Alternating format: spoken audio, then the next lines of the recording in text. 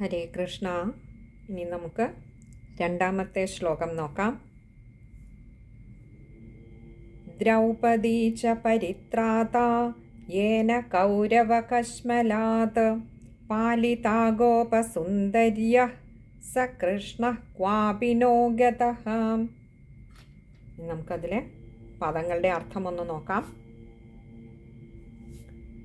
ദ്രൗപദി, ദ്രൗപദി എന്നാൽ ദ്രുപദ രാജാവിൻ്റെ പുത്രി എന്നുള്ളതാണ് ദ്രൗപദി എന്ന വാക്കിൻ്റെ അർത്ഥം. നമുക്കറിയാം പാഞ്ചാലി അഥവാ ദ്രൗപദി എന്ന് തന്നെ, ദ്രൗപദി എന്നും പേരുണ്ട് പാഞ്ചാലിക്ക്. അപ്പോൾ പറയാണ് ദ്രൗപദി ച പരിത്രാത. പരിത്രാത എന്ന് പറഞ്ഞാൽ പരിരക്ഷിക്കപ്പെട്ടുവോ.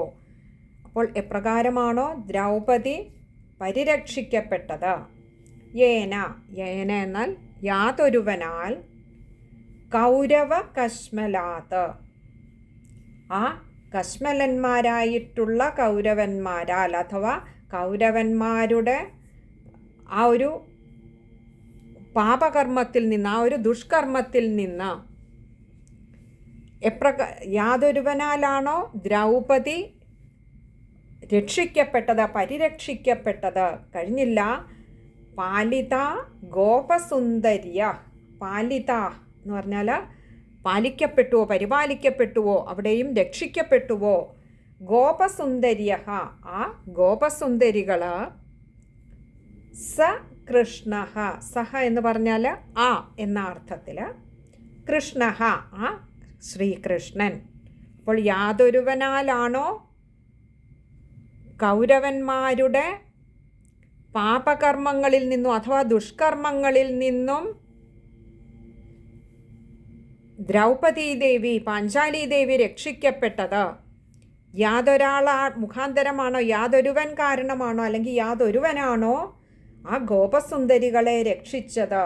ഇവിടെ നമുക്കറിയാം ശംഖചൂടാദികളെയൊക്കെ വധിച്ചിട്ട് ഗോപസുന്ദരികളെ രക്ഷിച്ച കഥ. അപ്പോൾ ഇവിടെ അതുദ്ദേശിച്ചിട്ടാണ് ശ്രീ നാരദ മഹർഷി പറയുന്നത്. അങ്ങനെ യാതൊരുവനാണോ ഗോപസുന്ദരികളെ രക്ഷിച്ചത്, പാഞ്ചാലിയെ രക്ഷിച്ചത്, സഹ കൃഷ്ണ, ആ കൃഷ്ണനെ, ക്വാപി നോ ഗതഃ. ക്വാപി, ക്വാപി എന്ന് പറഞ്ഞാൽ എങ്ങും, നോ നഹ ന എന്ന് പറഞ്ഞാൽ ഇല്ല, എന്താ ഗതഃ പോയിട്ടില്ല, ആ കൃഷ്ണൻ എങ്ങും പോയിട്ടില്ല. അതായത് യാതൊരു ശ്രീകൃഷ്ണ പദാംഭോജങ്ങളെയാണോ, പാതാരവിന്ദങ്ങളെയാണോ സ്മരിച്ചോളാൻ ഭക്തിദേവിയോട് പറഞ്ഞത്, ആ ശ്രീകൃഷ്ണ പാദാംഭോജങ്ങളുടെ മഹത്വം അല്ലെങ്കിൽ ആ ശ്രീകൃഷ്ണൻ്റെ ശക്തി ഇവിടെ ഒന്ന് ഓർമ്മിപ്പിക്കുകയാണ് ഒന്ന് രണ്ട് ഉദാഹരണങ്ങളിലൂടെ ശ്രീ നാരദ മഹർഷി ഭക്തിദേവിയോട് പറഞ്ഞു കൊടുക്കുന്നതിലൂടെ. അപ്പോൾ പറയുകയാണ്, ആ ദ്രൗപദി പാഞ്ചാലി ദേവിയെ കൗരവ സഭയിൽ വെച്ച് ദുര്യോധനനും ദുശാസനനും ഒക്കെ കൂടി ചേർന്ന് തലമുടിക്ക് വലിച്ചിഴയ്ക്കുകയും വസ്ത്രാക്ഷേപം ചെയ്യുകയും ചെയ്തപ്പോൾ ഏതൊരു കൃഷ്ണനാണോ വന്ന് രക്ഷിച്ചത്. നമുക്കറിയാം വീരശൂര പരാക്രമികളായിട്ടുള്ള 5 ഭർത്താക്കന്മാർ നിരന്ന് നിന്നിരുന്ന ആ കൗരവ സദസ്സിൽ എന്തിനേറെ ആ കൗരവസഭ മാത്രമല്ല, ലോകമെങ്ങും ഭഗവാൻ പോലും, സാക്ഷാൽ ശ്രീകൃഷ്ണ ഭഗവാൻ പോലും ബഹുമാനിക്കുന്ന ഭീഷ്മ പിതാമഹൻ ഉൾപ്പെടെയുള്ളവർ ആ കൗരവ സദസ്സിൽ ഉണ്ടായിരുന്നിട്ടും പാഞ്ചാലിയെ രക്ഷിക്കാൻ ഒരു വാക്കുപോലും ആരുടെയും വായിൽ നിന്നും വന്നില്ല. അങ്ങനെ ഇരിക്കുന്ന ആ പാഞ്ചാലിയെ ആ വസ്ത്രാക്ഷേപ സമയത്ത്, ഋതുമതിയായിരുന്ന പാഞ്ചാലിയെ വസ്ത്രാക്ഷേപം നടത്തിക്കൊണ്ടിരിക്കുമ്പോൾ കൃഷ്ണ എന്ന ഒറ്റ വിളിയിലൂടെ രക്ഷിക്കാൻ യാതൊരു കൃഷ്ണനാണോ വസ്ത്രരൂപത്തിൽ അവിടേക്ക് എത്തിച്ചേർന്നത്, ആ വസ്ത്രരൂപത്തിൽ വന്ന് പാഞ്ചാലിയെ രക്ഷിച്ചത്, അതേപോലെ തന്നെ ആ ശംഖചൂടാദികളെ വധിച്ചുകൊണ്ട് ആ ഗോപസുന്ദരികളെ രക്ഷിച്ചത് യാതൊരു കൃഷ്ണനാണോ, ആ കൃഷ്ണൻ എങ്ങും പോയിട്ടില്ല എന്നിവിടെ ശ്രീ നാരദ മഹർഷി പറയുമ്പോൾ, ദ്വാപരയുഗത്തിൻ്റെ അവസാനം ഭഗവാൻ സ്വധാമത്തിലേക്ക് മടങ്ങിപ്പോയി എന്ന് പറഞ്ഞിരുന്നു. പക്ഷെ ഇവിടെ പറഞ്ഞത് അതിനുശേഷം ആ ഭഗവാൻ തൻ്റെ ചൈതന്യത്തെ ഈ ഭാഗവതത്തിലേക്ക് ലയിപ്പിച്ചു എന്നും പറയുന്നു. കലിയുഗത്തിൽ കലിദോഷ നിവാരണത്തിനായിക്കൊണ്ട് ഈ കലിയുഗത്തിലെ ജനങ്ങൾക്കായിക്കൊണ്ട് ഭഗവാന്റെ അതിയായ കാരുണ്യം കൊണ്ട് ഭഗവാൻ ആ കാരുണ്യത്തെ ഇവിടെ ഈ ലോകത്തിൽ സമർപ്പിച്ചിട്ടുണ്ട് എന്ന് ബോധ്യപ്പെടുത്തി തരികയാണ്. തന്നെയുമല്ല, നമുക്കറിയാം വിഷ്ണു സഹസ്രനാമത്തിലെ ആദ്യത്തെ നാമം ഭഗവാന്റെ വിശ്വം.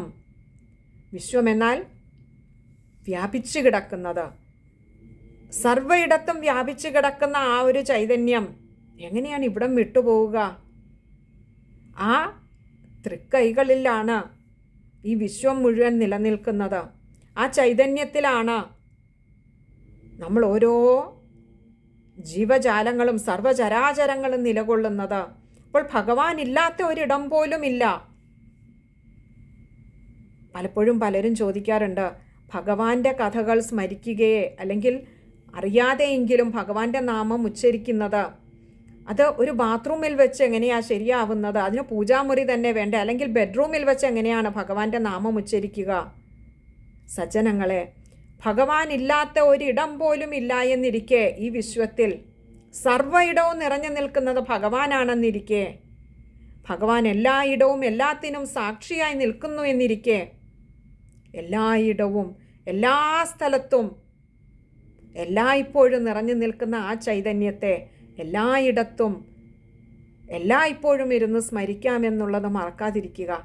ഭഗവാന് വേർകൃത്യമില്ല ഇടത്തിനെങ്കിൽ ഈ പൂജാമുറിയും ഈ ബെഡ്റൂമും ബാത്റൂമും ഒക്കെ നമ്മൾ സൃഷ്ടിച്ചതാണ്, ഭഗവാന്റെ സൃഷ്ടിയിലുള്ളതല്ല. ആ സൃഷ്ടിച്ചത് നിലനിൽക്കുന്നത് ഭഗവാനിലാണ്.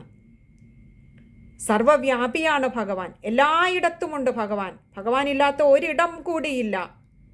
അപ്പോൾ എവിടെ ഇരുന്ന് വിളിച്ചാലും എവിടെ ഇരുന്ന് സ്മരിച്ചാലും ഭഗവാൻ അതിൽ ഭേദമില്ല. നമ്മുടെ മനസ്സിൻ്റെ ഇടുങ്ങിയ പരിമിതി കൊണ്ട് ചിന്തിക്കുന്നത് കൊണ്ടാണ് പലതും നമുക്ക് തെറ്റായിട്ട് തോന്നുന്നത്. ഒന്നുകൂടി ഒന്ന് വിശാലമായി ചിന്തിച്ചാൽ, നമ്മൾ അരുത്, ഇവിടെ ഇരുന്ന് ഇന്ന സ്ഥലത്ത് ഭഗവാനെ സ്മരിക്കാൻ പാടില്ല എന്ന് നമ്മൾ കരുതുന്നിടത്ത് ഒന്ന് ചിന്തിച്ചു നോക്കൂ, അവിടെ ഭഗവാൻ ഇല്ലേ? അതെവിടെയാണ്? ആ ഇടവും നിലനിൽക്കുന്ന ഭഗവാനിൽ തന്നെയാണെങ്കിൽ എന്തുകൊണ്ട് അവിടമൊക്കെ ഇരുന്ന് എവിടെയായിരുന്നാലും എവിടെ ഇരുന്നാലും ഭഗവാനെ സ്മരിക്കുന്നതിന് ഭഗവാൻ പരിമിതി കൽപ്പിക്കുന്നില്ല എന്നിരിക്കെ എല്ലായിടവും എപ്പോഴും ഭഗവത് നാമം ജപിക്കാൻ ഉപയോഗിക്കുക, ഭഗവാനെ സ്മരിക്കാനായി ഉപയോഗിക്കുക. കാരണം എപ്പോഴാണ് നമുക്കൊരു ആവശ്യം വരിക, അപകടം വരിക, പ്രതിസന്ധി വരിക ജീവിതത്തിലെന്ന് നമുക്കറിയില്ല. സദാ വിളിക്കുക. ഇവിടെ തന്നെ നമുക്കറിയാം, ദ്രൗപദി അഥവാ പാഞ്ചാലി ഋതുമതിയായിരുന്നു. ആ സമയത്ത് നമ്മൾ പറയാറുണ്ട് ക്ഷേത്ര ദർശനം പാടില്ല, ഇങ്ങനെ നമ്മൾ പല ഇതും വെച്ചിട്ടുണ്ട്.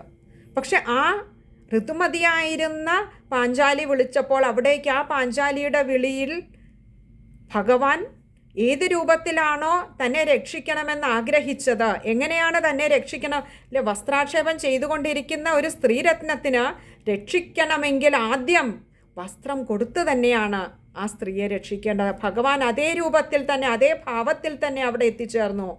വസ്ത്രം നൽകി തന്നെ വസ്ത്രരൂപത്തിൽ ഭഗവാൻ അവിടെ പാഞ്ചാലിയെ രക്ഷിക്കാൻ ഓടിയെത്തിയെങ്കിൽ എവിടെയാണ്, എപ്പോഴാണ്,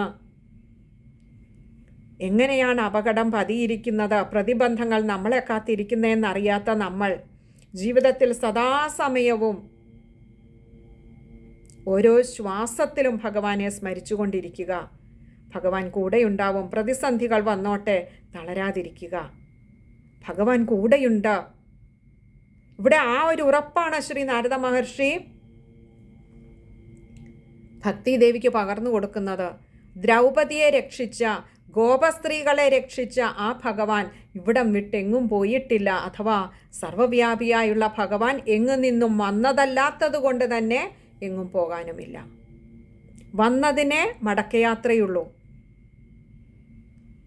ഇത് ഭഗവാന്റേതാണ്. ഈ വിശ്വം മുഴുവൻ ഭഗവാന്റെ മായ കൊണ്ട് ഭഗവാൻ സൃഷ്ടിച്ച ഭഗവാന്റെ വിശ്വത്തിൽ ഭഗവാൻ എവിടേക്ക് മാറിപ്പോകാൻ? സദാ നിറഞ്ഞിരിക്കുന്ന ഭഗവാൻ, സർവവ്യാപിയായിട്ടുള്ള ഭഗവാൻ എങ്ങും വിട്ടുപോകാനുമില്ല, എങ്ങും വരാനുമില്ല. ഇതെല്ലാം ഭഗവാനിൽ തന്നെയാണ് നിലകൊള്ളുന്നത്. ആ ഒരു ഉറപ്പ് ഭക്തിദേവിക്ക് കൊടുക്കുകയാണ്. അതുകൊണ്ട് അങ്ങനെയുള്ള ആ ഭഗവാന്റെ സർവവ്യാപിയായ ഭഗവാന്റെ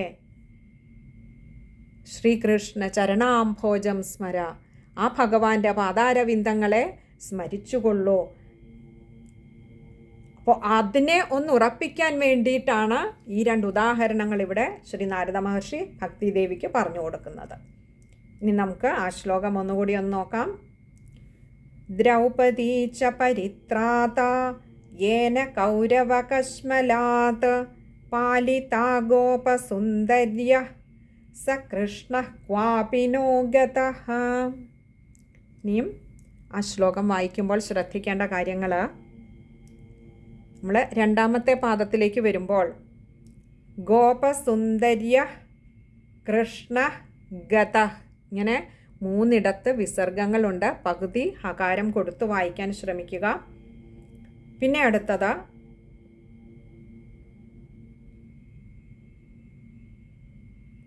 ഏന കൗരവ കശ്മലാത്, അതൊക്കെ വായിക്കാൻ പറ്റുന്നതേ ഉള്ളൂ. ബാക്കിയൊക്കെ എളുപ്പമുള്ള വാക്കുകൾ തന്നെയാണ്.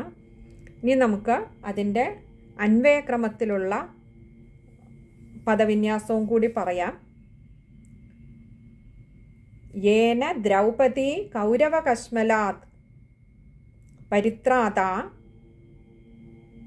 ഗോപസുന്ദര്യ പാലിതാഹ സഹ കൃഷ്ണഃ ക്വാപി നോ ഗതഃ. ഒന്നുകൂടി പറയാം. യേന ദ്രൗപദി കൗരവകശ്മലാത് പരിത്രാത ഗോപസുന്ദര്യ പാലിതാഹ സഹ കൃഷ്ണഃ ക്വാപി നോ ഗതഃ. ഇത്രയുമാണ് ഈ ഒരു ശ്ലോകവുമായി ബന്ധപ്പെട്ട് നമുക്ക് മനസ്സിലാക്കാനുള്ളത്. ഹരേ കൃഷ്ണ.